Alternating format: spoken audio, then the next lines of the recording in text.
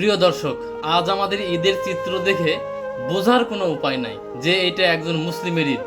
ঈদ তো আল্লাহর দেওয়া উপহার।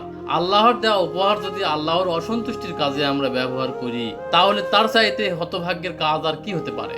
আল্লাহ পাক রমজান মাসব্যাপী ইবাদত বন্দেগীর নগদ পুরস্কার হিসাবে আমাদেরকে ঈদ উল ফিতর, জিলহজের প্রথম দশক এবং হজের মতো ইবাদতের শেষে আল্লাহ তাআলা আমাদেরকে ঈদুল আজহা দিয়েছেন। অতএব এই ঈদের সাথে ইবাদতের একটা নিবিড় সুসম্পর্ক রয়েছে। অথচ আমাদের সমাজের এক শ্রেণীর ভাইয়েরা ঈদ উদযাপন করে থাকেন গান বাজনার মাধ্যমে, মিউজিক শোনার মাধ্যমে, নাটক সিনেমার মাধ্যমে, এইরকম অনেক পাপের কাজের মাধ্যমে। আর তারই ধারাবাহিকতায় আজ আমাদের মুসলিম ভাইদের সচেতন করার জন্য এই জরুরি ঘোষণা। আপনার ভালো লাগলে অবশ্যই এই ভিডিও পোস্ট শেয়ারের মাধ্যমে আপনার সমর্থনের জানান দিবেন ইনশাআল্লাহ। বিসমিল্লাহির রহমানির রহিম। একটি জরুরি ঘোষণা। একটা দুর্ঘটনা, সারা জীবনের কান্না।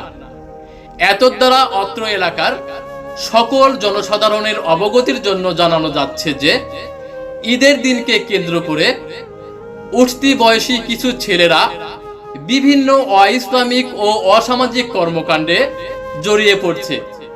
যেমন গাড়ি ও সাউন্ড বক্স ভাড়া করে উচ্চ আওয়াজে গান ও বাঁশি বাজানো, বেপরোয়া গতিতে মোটরসাইকেল চালানো, বাজার, রাস্তার মোড় ও ব্রিজে যান চলাচল রোধ করে জটলা বাঁধানো, প্রকাশ্যে নেশাদ্রব্য সেবন, ইফটিজিং সহ বিভিন্ন অপরাধমূলক কাজে জড়িয়ে পড়া, যা আমাদের সামাজিক ও ধর্মীয় মূল্যবোধের উপর বিরূপ প্রভাব ফেলছে।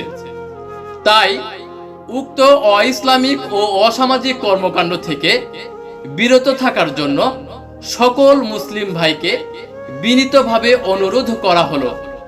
ঘোষণায় অত্র এলাকার যুব সমাজ।